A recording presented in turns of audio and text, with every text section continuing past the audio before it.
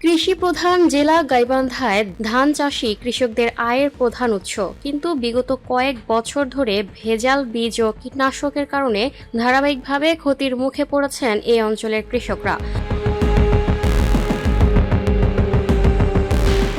অভিযোগ উঠেছে, নামি দামি ব্র্যান্ডের মোড়কে নিম্নমানের বীজ ও কীটনাশক বিক্রি করছে একটি অসাধু চক্র। এতে না বুঝে এসব পণ্য কিনে ক্ষতিগ্রস্ত হচ্ছেন কৃষকরা। জানা গেছে, শুধু চলতি মৌসুম নয়, টানা কয়েক মৌসুম ধরে একই সমস্যার মুখোমুখি হচ্ছেন জেলার কৃষকরা। বাজার থেকে কেনা বেশিরভাগ কীটনাশক ও ছত্রাকনাশক প্রয়োগ করেও কোনো কার্যকারিতা মিলছে না। কৃষকদের অভিযোগ, নামি দামি ব্র্যান্ডের কীটনাশক ও ছত্রাকনাশক ব্যবহার করেও কোনো সুফল মিলছে না। পোকা দমন তো হচ্ছেই না, বরং দিন দিনই ক্ষতি বাড়ছে। শুধু ওষুধ নয়, নকল বীজও বড় সমস্যায় পরিণত হয়েছে। ভালো ফলনের আশায় বেশি দামে বীজ কিনলেও মৌসুম শেষে প্রত্যাশিত ফলন মিলছে না। একটি অসাধু চক্র নামি দামি কোম্পানির প্যাকেট ব্যবহার করে নিম্নমানের বীজ ও ঔষধ বাজারজাত করছে। আকর্ষণীয় মোড়ক ও পরিচিত ব্র্যান্ডের নাম দেখে কৃষকেরা বিভ্রান্ত হচ্ছেন। ফলে একদিকে উৎপাদন কমছে, অন্যদিকে বাড়ছে খরচ।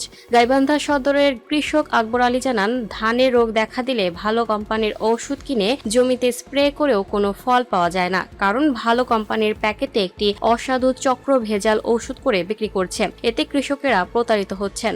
গাইবান্ধা সদরের বল্লমঝড় ইউনিয়নের কৃষক আলমগীর হোসেন অভিযোগ করেন, সাধারণ কৃষকেরা ভালো প্যাকেট ও নাম দেখে বীজ ও ওষুধ কিনে ধারাবাহিকভাবে বছরের পর বছর প্রতারণার শিকার হচ্ছেন। কৃষি বিভাগের সঠিক তদারকির অভাবেই চক্র সক্রিয় রয়েছে।